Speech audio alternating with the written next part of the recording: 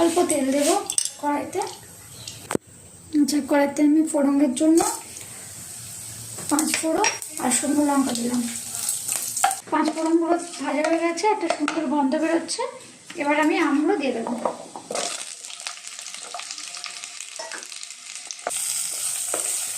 আমটা আমার ভাজা ভাজা